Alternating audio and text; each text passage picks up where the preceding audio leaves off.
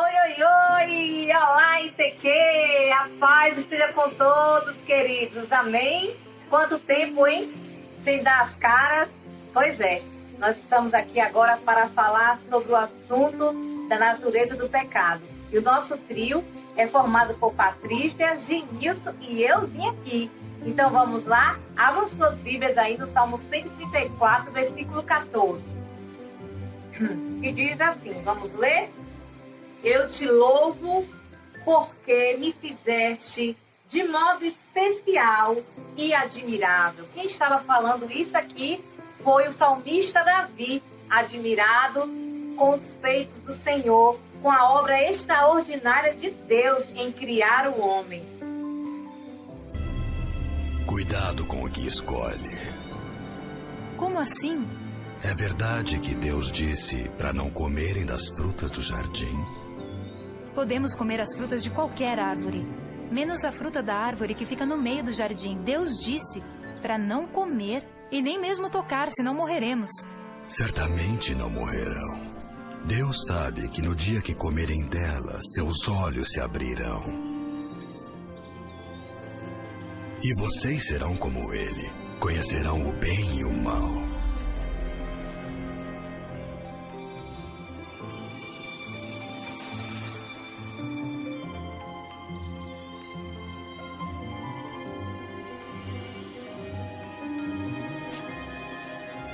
Está vendo?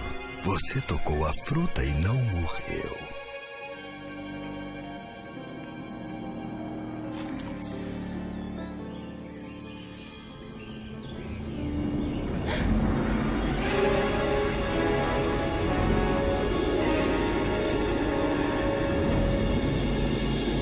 Eva, o que foi?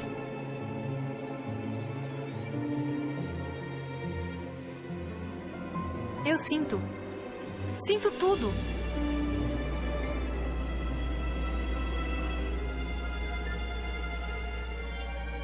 Deus disse pra gente não... Eu sei, Adão.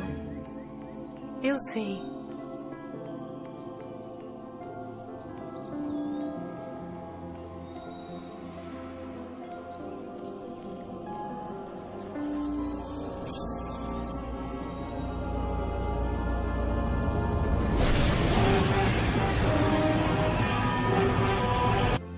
E após a queda do homem, a imagem foi distorcida, corrompida, e o homem ficou distante do Criador. Isso é um problema muito grande. O pecado, ele é um problema muito grande da raça humana. Mesmo consciente, nós continuamos praticando o pecado. E muitas vezes o pecado, ele se apresenta a gente de maneira boa, como vamos ver aí em Gênesis 3:6, o pecado entrando de maneira boa e agradável. Olha só, vendo a mulher que aquela árvore era boa para comer, agradável aos olhos e desejável para dar entendimento, tomou do seu fruto e comeu. Então, quantas vezes ele aparece de forma boa, agradável e desejável?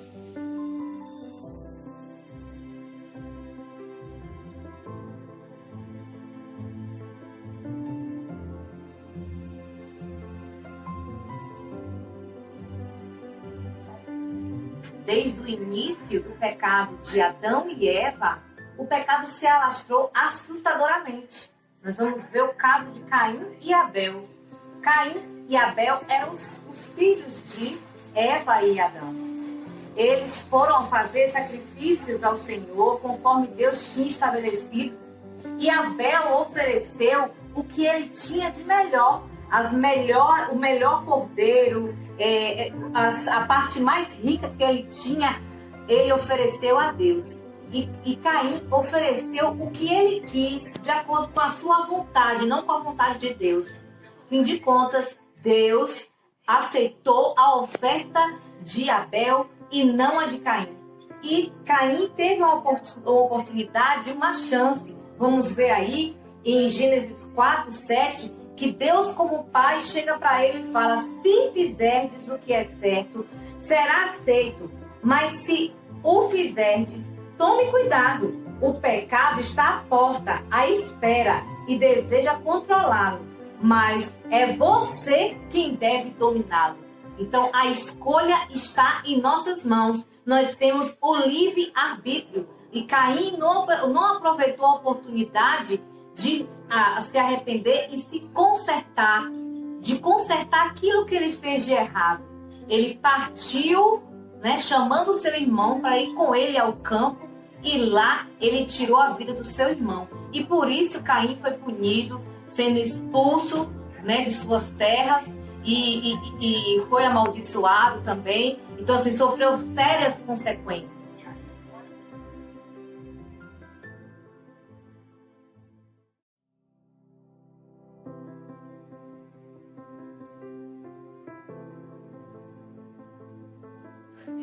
E assim foi seguindo. Chegou o tempo de Noé, onde a humanidade estava terrível. Deus pensou então em destruir, acabar com tudo, mas ele achou favor em Noé. E nesse tempo Noé tinha cerca de 500 anos. E Noé então ouviu que Deus, obedeceu a Deus, ouviu as instruções que Deus tinha dado a ele. Deus queria que ele construísse uma arca que tinha 135 metros de comprimento, 22 metros de largura e 13,5 metros de altura, e dividida em 3 andares para salvar Noé, sua família e milhares de animais junto com comida e água. Deus iria fazer um dilúvio para destruir a terra. E Noé, durante a construção da arca, que durou 100 anos, ele anunciava o que Deus iria fazer com a terra, mas as pessoas não se arrependiam de seus pecados. E só quem se salvaria era quem entrasse na arca. Deus então fez chover e a chuva não parou. A chuva durou 40 dias e 40 noites. E quando a chuva cessou, Noé continuou dentro da arca durante 1 ano. Enquanto a água cobria a terra, o dilúvio trouxe destruição e punição sobre a terra. Mas quando Noé saiu, ele construiu um altar e ofereceu sacrifícios a Deus. E Deus fez uma aliança com ele, criou um arco-íris como um sinal de promessa que não destruiria mais a terra com água. Apesar de Deus ter poupado a família de Noé e seus futuros descendentes, a natureza pecaminosa permaneceu ligada ao coração e às práticas do homem. Ló era sobrinho de Abraão. Ló era um homem bom e vivia na cidade de Sodoma. Mas essa cidade era uma cidade depravada. As pessoas não obedeciam a Deus, estavam distantes do Senhor. Então Deus queria destruir a cidade de Sodoma e Gomorra. Como Ló era um homem bom, Deus pensou em poupar a sua família e Ló mandou que um anjo fosse lá para avisá-lo. Quando o anjo chegou lá, que foi avisado, o anjo quase foi violentado. Ló tentou salvar o anjo e o anjo cegou os homens que queriam ferir a Ló. As 2 filhas de Ló estavam prometidas em casamento a homens da cidade, mas eles não levaram o aviso a sério. Por isso, os anjos levaram apenas Ló, sua esposa e suas filhas para fora da cidade. Ló fugiu para a cidade chamada Zoar, para escapar da destruição. Os anjos avisaram para não olhar para trás, mas a mulher de Ló não obedeceu, olhou para trás e se tornou uma coluna de sal. Deus enviou fogo e enxofre sobre Sodoma e Gomorra, e somente Ló e suas filhas se salvaram. Sua história trágica terminou quando estrupado por suas filhas, resultando no nascimento de 2 povos violentos e pagãos. Jacó pagou o preço por ser um enganador. Com a ajuda de sua mãe, ele roubou a primogenitura do seu irmão Esaú. De pai perguntou: quem é você? Mentindo, Jacó disse: eu sou Esaú. Fiz como o senhor me pediu. Coma o que lhe cacei, para que a tua alma me abençoe. Então, pensando que Jacó fosse Esaú, Isaque falou: aproxima-te de mim. E quando Jacó se aproximou, seu pai o apalpou e, tocando suas mãos, disse: a voz parece de Jacó, porém as mãos são de Esaú. Em seguida, Isaque comeu o ensopado e bebeu o vinho que Jacó lhe trouxe, e depois disso lhe disse: aproxima-te de mim agora e beija-me, meu filho. Quando Jacó se aproximou e o beijou, Isaque, sentindo o cheiro das vestes de Esaú, o abençoou, pensando que ele era realmente Esaú. E disse: o cheiro de meu filho é como o cheiro de um campo que o Senhor abençoou. Que Deus te dê do orvalho do céu, dos lugares férteis da terra e abundância de trigo. Que os povos te sirvam e nações se encurvem diante de você. Seja o Senhor de teus irmãos, e sejam malditos os que te amaldiçoarem, e benditos os que te abençoarem. Mais tarde, quando Esaú voltou da caça, fez um ensopado bem saboroso conforme seu pai tinha lhe pedido e foi levar para o seu pai.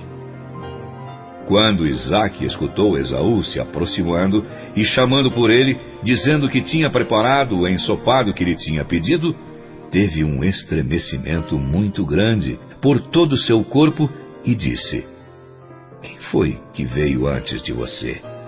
Eu fui enganado, pensei que era você e o abençoei, e ele será bendito.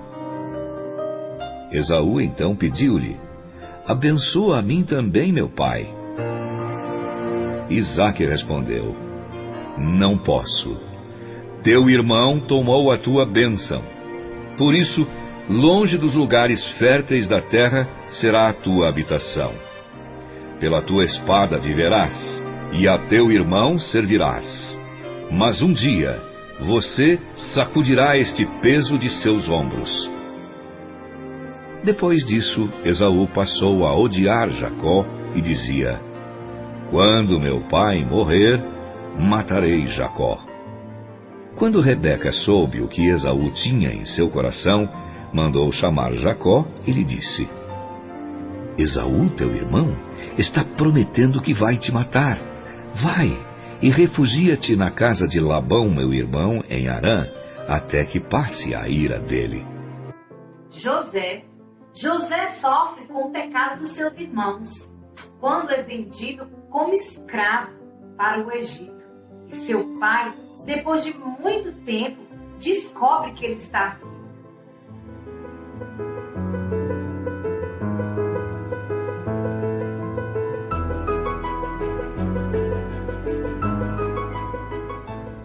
E encerrando aqui, a história de Juízes mostra a instabilidade do povo de Deus. Por várias vezes, o povo de Deus se desviava da presença de Deus pelo pecado da idolatria e outros pecados também. Acompanhe comigo no livro, na página 74, diz: Êxodo revela que o pecado não apenas traz consequência, mas a transgressão da lei de Deus. Os 10 mandamentos tratam dos atos pecaminosos, mas também mostram que o pecado tira o lugar de Deus. O primeiro mandamento diz: não terá outros deuses além de mim, Êxodo 23, e que atrás dos atos existe uma atitude errada. Acompanhe.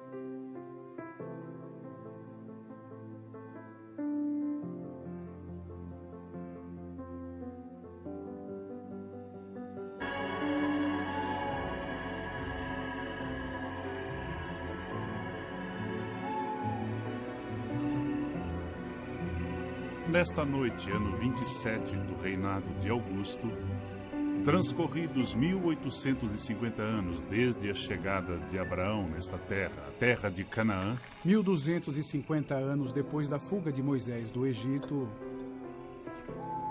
apareceu no céu uma estrela. 1000 anos depois do reinado de Davi, está escrito que seus descendentes darão a luz ao Messias, o Salvador do povo de Israel.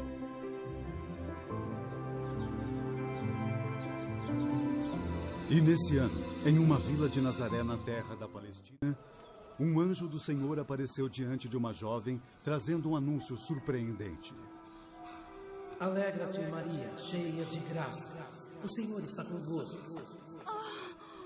Não temas, Maria. Quem é você que sabe o meu nome? Você encontrou a graça diante de Deus. Maria, logo você vai ter um filho e vai chamá-lo de Jesus. Este teu filho será grande entre os homens e será chamado Filho do Altíssimo. O Senhor Deus lhe dará o trono de Davi, seu pai, e reinará eternamente sobre a casa de Jacó. Mas como é possível?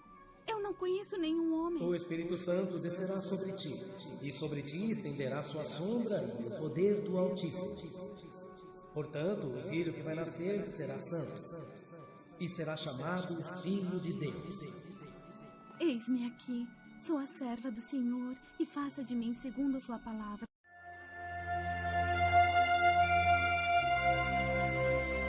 Não pensem que eu vim para acabar com a lei de Moisés ou com os ensinamentos dos profetas. Não vim para acabar com eles, mas para dar o seu sentido completo. Jesus veio para salvar o povo do pecado. Atos 2, 23 e 24 diz: Ele foi entregue conforme o plano preestabelecido por Deus e o seu conhecimento prévio que aconteceria com a ajuda de gentios que desconheciam a lei. Vocês o pregaram na cruz e o mataram, mas Deus o ressuscitou, libertando-o dos horrores da morte, pois ele não pode manter o seu domínio.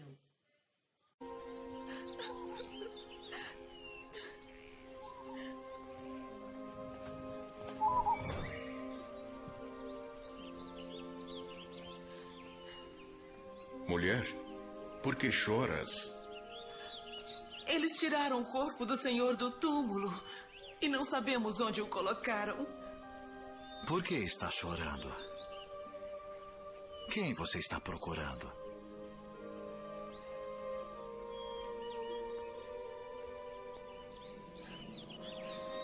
Se você o levou embora, diga-me onde o colocou e eu irei logo buscá-lo. Maria.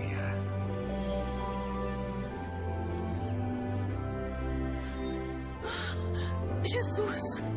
Não se apegue a mim, pois ainda não voltei para o Pai. Vá, porém, a meus irmãos e diga-lhes: estou voltando para o meu Pai e Pai de vocês, para o meu Deus e Deus de vocês. Vá e diga a meus irmãos para irem a Galiléia, pois é onde me verão.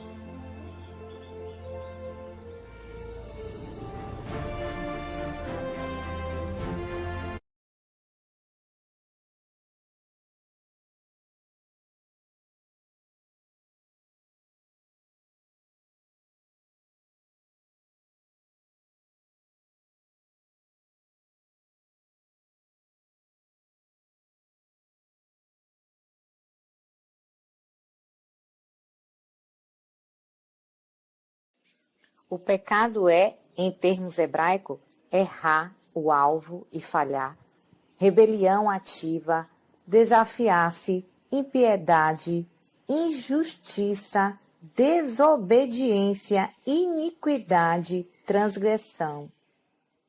A definição segundo a Bíblia, pecado é transgressão da lei. Está lá em 1 João 3:4. Não é só o que fazemos ou deixamos de fazer, mas também é a disposição da vontade contrária de Deus. Olá, colegas do ITQ, boa tarde, paz seja convosco. Nosso grupo ficou com pecado. Vimos a irmã Nayara falar um pouco sobre pecado e eu vou falar também um pouco sobre as características fundamentais do pecado. Ou seja, temos 3 características fundamentais do pecado: o ato voluntário, a atitude e o caráter. Vamos ver um pouco sobre o ato voluntário. O módulo aqui nos fala: pecado é sempre um ato ou atitude voluntária.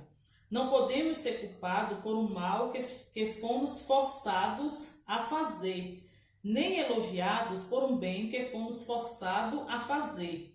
Isso é fundamental para qualquer senso de justiça. Então, o pecado sempre envolve uma livre escolha do mal, Ou seja, nós somos donos das nossas atitudes, né? Dos nossos atos. E o pecado não é diferente. Nós decidimos pecar ou não. Certo que podemos ser influenciados, né, pelas ações malignas, pelo o nosso tentador, pelo diabo, pelos seus anjos, mas é nós quem decidimos pecar ou não. Então, por isso que o livro nos fala, né, que é um ato voluntário. Nós podemos decidir não pecar, né, até porque a palavra de Deus nos diz aqui em Romanos 3:23, porque o salário do pecado é a morte, mas o dom gratuito de Deus é a vida, por Cristo Jesus, nosso Senhor. Né? Então, o melhor para nós é não pecarmos. Nós podemos decidir entre pecar e entre não pecar. Então, que ficamos com a parte do não pecar, porque o Senhor também não colocaria sobre as nossas vidas nada que não pudéssemos suportar. Ou seja, o pecado vem, as tentações vêm, mas nós podemos resistir a este pecado. Nós podemos resistir a essas tentações, né? Tá sobre o nosso domínio, né? Nós podemos deixar o pecado de lado e resolver viver a vida que o Senhor nos oferece. Viver a vida de forma plena, sem pecados. O pecador está sempre procurando um culpado, né, para o seu pecado. Às vezes, coloca-se até a culpa na carne, porque a carne é fraca, né, porque não consegui resistir a essa tentação. Mas nós temos que saber que nós somos donos dos nossos atos. Nós escolhemos pecar ou não pecar. Isso está sobre o nosso controle, sobre o nosso domínio, né? Nós temos que escolher não pecar, viver uma vida plena com o Senhor, porque é Ele quem nos dá essa força, porque nós sabemos que somos tentados pelas tentações do inimigo, né? Pelo diabo, pelos seus anjos. Eles estão sempre oferecendo algo para que possamos cair no pecado, para que possamos cair nas tentações. Mas cabe a nós decidir pecar ou não pecar. O livro nos mostra aqui também um exemplo. Se não for um ato voluntário, se realmente fomos forçados a fazer algo contra a nossa vontade, não seria mais pecado. Por exemplo, a diferença entre adultério e estupro. O ato sexual pode ser semelhante, mas a mulher estuprada não tem culpa alguma para atribuir culpa a uma pessoa que fez o inevitável. Seria uma injustiça aberrante, né? Então nós vemos aqui o ato sexual, ou seja, o adultério é pecado? Sim. Né? O ato sexual fora do casamento ou é adultério ou é fornicação. Então, nós vemos a diferença aqui entre uma pessoa estuprada. A pessoa estuprada, ela não quis fazer aquilo, né? Ela não estava disposta, não foi da vontade dela. Mas o ato sexual do adultério ou da fornicação é uma decisão nossa, é uma decisão da pessoa que pratica. Então, por isso, escolha não pecar. Devemos escolher não pecar, porque nós sabemos que o pecado leva o ser humano à morte, né? Ou seja, a morte espiritual. Aqui em Romanos 6:23 diz: porque o salário do pecado é a morte, mas o dom gratuito de Deus é a vida eterna por Cristo Jesus, nosso Senhor. Então, que possamos ficar cada dia, né, do lado de quem não vai nos fazer pecar. Procurar estar sempre envolvido na obra de Deus, na palavra de Deus, buscando sempre o conhecimento da palavra para vivermos uma vida plena, sem pecados, porque isso é possível. Vamos ver agora também uma outra característica do pecado, né? A atitude. Nós sabemos que nós somos donos das nossas atitudes. Então, somos nós que decidimos, nós somos donos das nossas escolhas. Uma segunda característica do pecado é que atrás do ato tem uma atitude, a parte mais profunda do ser humano. A Bíblia chama de coração. Alguns dizem que é o centro governante do ser humano. Lembra-se que Jesus usou uma ilustração de uma árvore e seus frutos.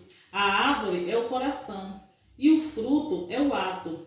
Em outro texto semelhante, Jesus disse: mas as coisas que saem da boca vêm do coração, e são essas que tornam o homem impuro, pois do coração saem os maus pensamentos, os homicídios, os adultérios, as imoralidades sexuais, os roubos, os falsos testemunhos e as calúnias, né? Isso está escrito lá em Mateus 15, 18 e 19. Então, nós vemos aqui que a atitude é uma outra característica forte do pecado. Nós, às vezes, o pecador, quando ele não peca simplesmente por pecar, como diz aqui no livro, né? Ele sempre tem um benefício por trás disso, ele sempre vai ganhar algo por trás disso. Por exemplo, como diz aqui no livro, a mentira. Nós não mentimos. A pessoa que peca, nós não mentimos, né? A pessoa que peca, ele não mente simplesmente por mentir. Ele tem uma vantagem para ele ganhar sobre aquilo. E o que nós, como filhos de Deus, como crentes convertidos, temos que mudar é isso. Não querer ganhar vantagens. Nós temos que falar a verdade. Doa quem doer, aconteça o que acontecer, e ainda que isso venha a nos prejudicar, ainda que isso venha a nos causar algum mal, mas nós temos que preferir não pecar, né? E ter uma atitude santa. Uma outra característica também do pecado é o caráter, né? Como fala aqui no módulo, caráter é aquilo que somos, como resultado dos nossos atos e atitudes voluntários ao longo da vida, né? Ou seja, o nosso caráter é formado desde criança, desde quando começamos a aprender com os nossos pais, né? O que é ser direito, ser honesto, tudo isso é o caráter do ser humano. Mas infelizmente há pessoas que têm um caráter deturpado, né? Não teve exemplos em casa. O autor do módulo, ele faz uma colocação aqui muito boa, né? Ele coloca aqui: minha esposa é uma pessoa verdadeira, faz parte do seu caráter, nunca mentir, né? Quando fala algo comigo, sei que está falando a verdade. Como foi que se tornou assim? Quando criança, em pequenos atos de obediência a Deus, falava a verdade, mesmo em atitudes difíceis. Com o tempo, virou um hábito, nem pensava duas vezes, e agora faz parte do seu caráter, da sua natureza, né? Ou seja, essa mulher, ela aprendeu desde criança, né? A não mentir, a falar sempre a verdade, ou seja, o seu caráter foi formado desde criança. Se a gente for analisar, há pessoas que chegam, quando aceitam Jesus, ele tem uma dificuldade quando ele já vem com um caráter ruim, quando ele já vem com um caráter deturpado, ele vem de lá mentindo, né? Ele vem de lá ele vem de lá dessa forma, né? Praticando a mentira, praticando as coisas erradas, né? Fazendo de tudo para ganhar vantagens em tudo que ele faz. Então ele vai estar sempre pecando. Para essa pessoa, o caráter dele começa a ser forjado novamente, ele começa a criar um caráter novo para ele. Então ele precisa ter o que para isso? Ele precisa ter atitude, ele precisa ter um ato voluntário de não querer mais ter um caráter dessa forma, e com isso ele vai abrindo mão do pecado, né? Com certeza não é fácil, mas quando a pessoa quer, quando a pessoa se coloca na mão do Senhor, se coloca para fazer a vontade de Deus, ele vive segundo a vontade do Pai, ele vai conseguir mudar o seu caráter, né? Ele vai ter a sua reputação mudada, ele vai ser uma nova criatura. Eu estou lendo um livro que fala um pouco sobre o caráter, me chamou muito a atenção essa passagem sobre caráter. São as 7 qualidades do líder que ninguém esquece. Para você, viu, Bela? Né? O que é caráter? É um conjunto de hábitos adquiridos ou desenvolvido ao longo do tempo que define quem é a pessoa, né? Ou seja, se a pessoa tem caráter, ele tem uma boa reputação, ele tem atitudes boas, né? Como o autor citou aqui, na esposa dele, isso virou um hábito, né? Ser verdadeira, ser honesta em tudo que se faz. E todo crente, toda pessoa que entrega a sua vida a Cristo, ela precisa ser dessa forma, ela precisa ter caráter, ela precisa mudar de atitude, né? Ela precisa mudar os pensamentos e ela precisa mudar em tudo que ela for fazer. Se ela tinha o mau costume de mentir, até mesmo para ganhar vantagens, ela vai mudar isso, porque o Espírito Santo vai causar isso em nossas vidas, né? O Espírito Santo vai nos moldando aos poucos. Nós começamos a sentir vergonha, né, dos atos pecaminosos. Aqui em Provérbios 21:3 diz assim: fazer justiça e julgar com retidão é mais aceitável ao Senhor do que oferecer sacrifício. Né? Ou seja, então o Senhor quer o quê? Que nós nos consertamos diante dele, que nós nos acheguemos mais a ele, para que a cada dia esses atos pecaminosos, essa atitude que nós temos de pecar, saia das nossas vidas e possamos viver uma vida de retidão, né? Ter atitude, ter caráter santo diante do Senhor. Amém? Olá, boa tarde, colegas.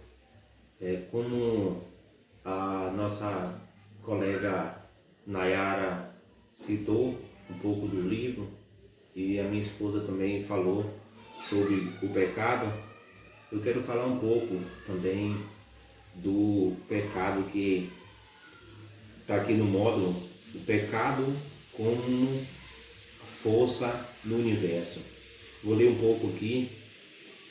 Anteriormente definimos pecado como a transgressão da lei de Deus e é uma definição bíblica e correta, porém o pecado tem aspecto mais coletivo e cósmico e é mais que a ausência do bem.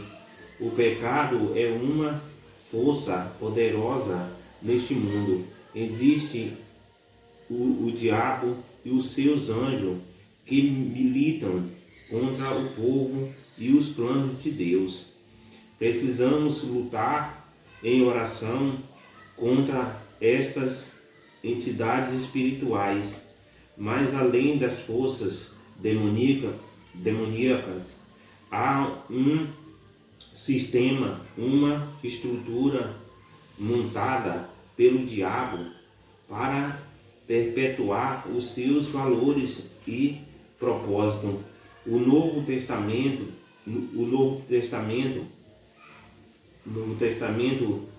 usa dois termos que podem nos ajudar a distinguir o papel de Satanás e dos demônios do sistema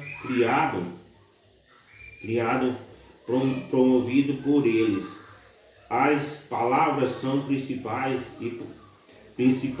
e poderes, quer dizer, potestade e potestade. Verbo explica assim: os escritos de Paulo se referem a dois conceitos de poder. Por um lado, Paulo usa as palavras gregas para poder em relação à influência diabólica e o sistema do mal.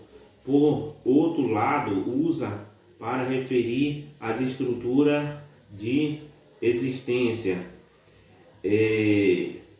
A gente vê que, como a palavra ela diz aqui no livro, fala do pecado, e eu quero mostrar uma referência aqui no livro de Efésios, capítulo 6, versículo de número 11.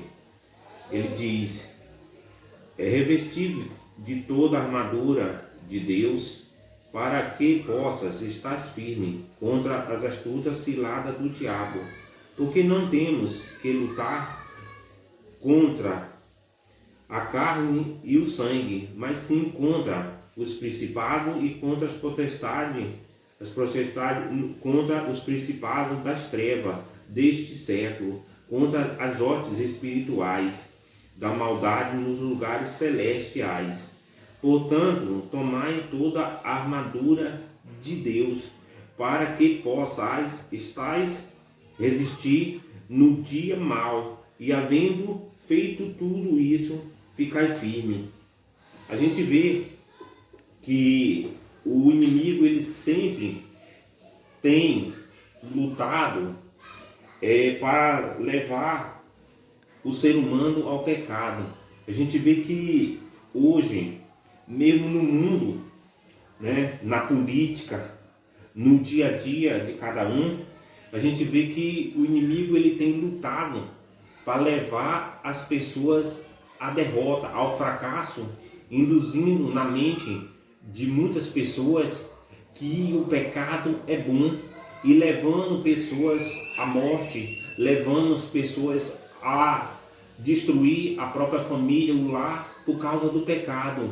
Isso é um trabalho do inimigo, e nós podemos lutar a cada dia contra este mal, combatendo com a palavra de Deus, com amor, lutando a cada dia e não deixando que o pecado venha contaminar os nossos corações, mas que possamos lutar firme contra as astutas ciladas do diabo, porque nós sabemos que quando deixamos o pecado a cada dia ele se alastrar em nossas vidas, ele se torna forte sobre a nossa vida, e a carne ela vai sendo alimentada, e nós vamos perdendo essa coisa maravilhosa que é de Deus, que Deus nos ensina, que é para lutar contra o pecado, não deixar o pecado fazer parte da nossa vida, mas sim que possamos a cada dia lutar contra este mal que tem assolado no meio da humanidade, levando as pessoas ao pecado e à morte. Nós vemos que o pecado ele está desde o começo da criação, né? Quando Adão e Eva pecaram, ambos pecaram, e a gente vê que de lá para cá o pecado ele se espalhou no mundo, né? E a gente vê que tem pessoas que ele peca e não fica só naquele pecado. E o pecado ele deixa expandir a cada dia na vida dele, vai crescendo, e chega um tempo que ele não consegue mais controlar o pecado, que se torna grande na vida dele. E nós sabemos que hoje quem pode nos dar essa força, nos ajudar, nos livrar desse pecado é Jesus Cristo. É Ele que pode nos tirar dessa situação, né? Quando nós acreditamos, quando nós olhamos para o Senhor, né? Acreditamos que Ele pode nos ajudar contra este mal, porque a nossa força ela vem do Senhor para as nossas vidas. Para Ele nos ajudar, nós precisamos nos colocar à disposição. Nós precisamos a cada dia acreditar, colocar o nosso joelho no chão e acreditar que o Senhor Ele pode nos ajudar. Eu quero citar também uma palavra em Romanos capítulo 7, versículo de número 17, o qual Paulo fala. Ele diz: de maneira que agora já não sou eu que faço isso, mas o pecado que habita em mim. Porque eu sei que em mim, isto é, na minha carne, não habita bem algum. E como efeito, o querer está em mim, mas não consigo realizar o bem, porque não faço o bem que eu quero, mas o mal que não quero, esse faço. Ora, se eu faço o que não quero, já o não faço eu, mas o pecado que habita em mim. Amém? Queria agradecer a oportunidade. Obrigado a todos. Tchau.